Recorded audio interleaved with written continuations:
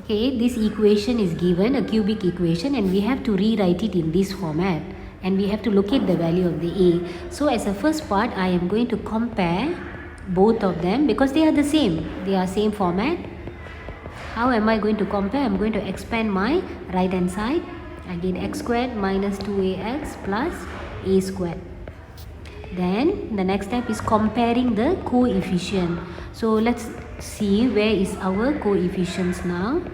What is the coefficient of my x squared? My coefficient of x squared on the right hand side is negative 2a. On the left hand side is negative 4. So you can compare it.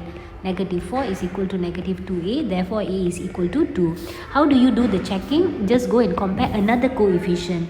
The coefficient of x is a squared on the right hand side. The coefficient of x on the left hand side is 4. So I know if I take the a and substitute here, then I will get the 4. This is one way of solving. Another way of solving is you directly observe your cubic equation. I can see that I have x in every term. So that indicates I can factorize. Take out the x. You will get x squared minus 4x plus by 4.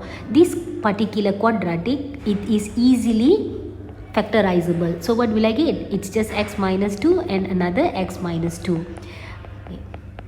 Which you can write it similar to this format. Also a is equal to 2. The second part says we have to sketch this cubic equation where we have to indicate all the values where the graph meets the axis, meaning y-axis and x-axis. So I am starting by solving for x-intercept. Where will it cut at the x-axis? I know this one is similar to saying y is equals to 0. Anything cuts the x-axis, I know the y coordinate will always be 0 here. That is the meaning. So I am going to take this format because this is the simplified one. So x minus 2 squared equal to 0.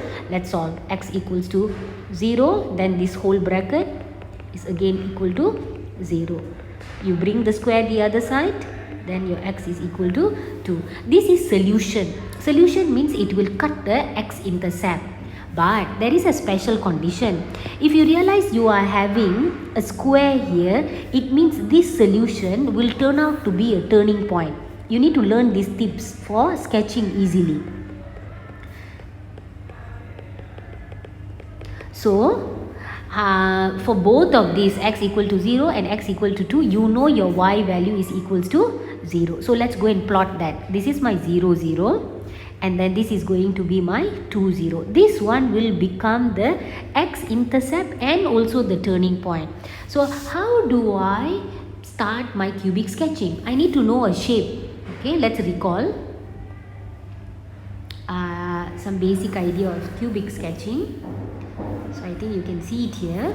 If the coefficient of the x cube is 1, you know that it is going to go upward like that. If the coefficient of x cube is negative, then it is going to go downward. This is an easy one, y equal to x cube. But you know that your x cube graph can take this particular format. So same thing, if your a is more than 0, then you go upward like that. If your a is less than 0, then it is going to go downward. So I know my a value here is 1. The coefficient x cube is 1. So definitely it's going to be this format. If you observe here, you are going to get 2 turning point. Okay. Now we know that this one is the turning point. How? Because I have a square here. So you go and make a nice shape like that. So it's going to go up that way. Correct?